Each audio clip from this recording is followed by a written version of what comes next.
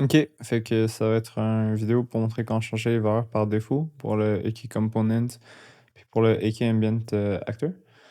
Donc, j'ai créé un projet Unreal, un nouveau projet Unreal, j'ai intégré Wise dedans. Puis ça, j'ai pris juste un projet Blueprint, parce que dans le fond, il faut qu'on le convertisse en projet C++.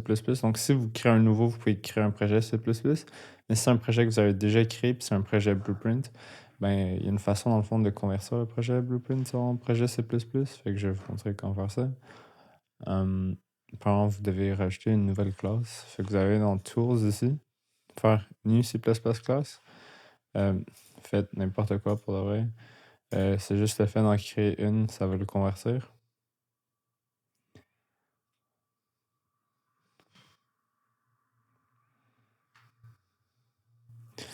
Donc, yep.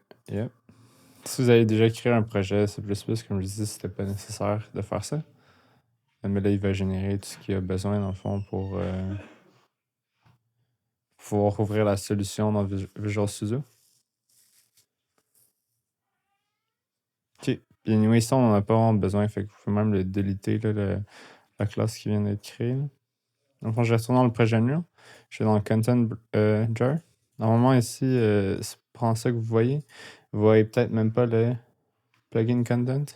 Mais si vous venez ici, justement, dans votre Content Jar, dans les settings, vous activez Show Plugin Content, vous allez pouvoir voir Plugin. Puis si vous avez fait votre intégration comme du monde, ben, ça devrait apparaître dans les classes C++ ici. Vous pouvez chercher pour AK Amb. Vous devrez voir AK Ambient Sound C++ class. Donc, si vous double-cliquez là-dessus,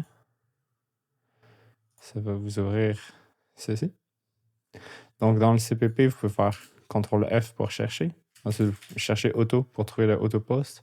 C'est sur la ligne 50, c'est ce qui ça dit autopost égale false. Vous voulez changer ça à true.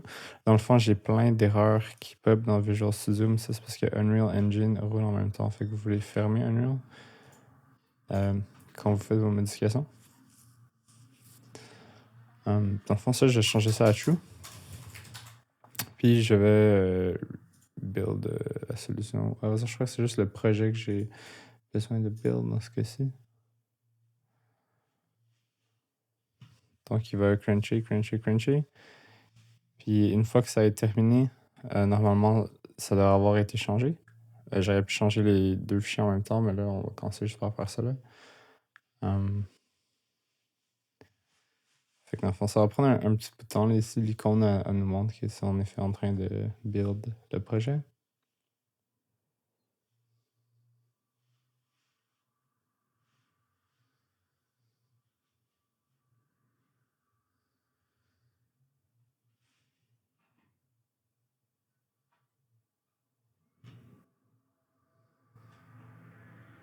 Donc là, il compile, on dirait, les modules là, de Zukinesig.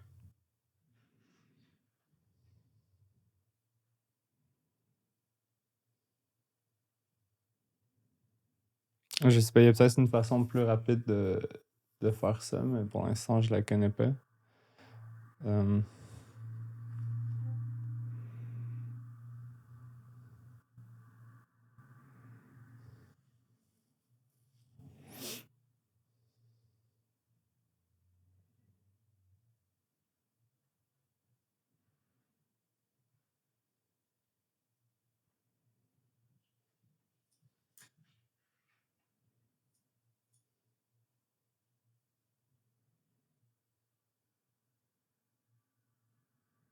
OK, donc le build a succédé.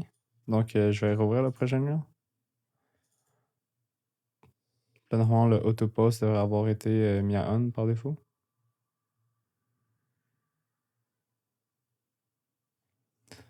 Donc, je vais dans le menu ici pour acheter, je vais faire AK espace A. Je vais track ceci. Là, ici, si je vais dans.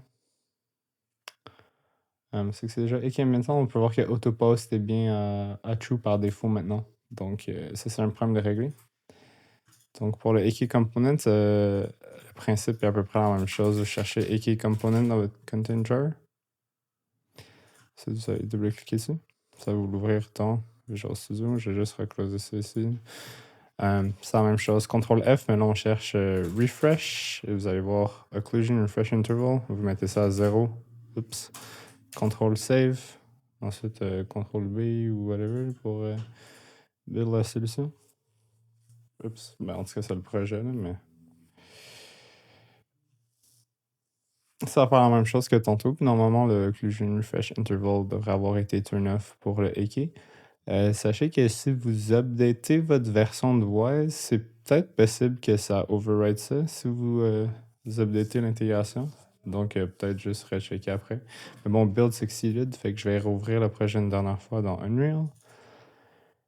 Puis normalement, le AK component occlusion refresh interval devrait avoir été mis à 0 par défaut, donc ça a été désactivé. Je vais ajouter AK amb. Ici, on peut voir occlusion refresh interval, c'est bien à 0. Donc, c'était ça. C'était une courte capsule pour montrer justement quand je changeais les valeurs par défaut en allant éditer les fichiers. J'espère que ça va vous être fort utile pour vos gym audio chez vous. Donc, passez une belle journée et à la semaine prochaine. Salut!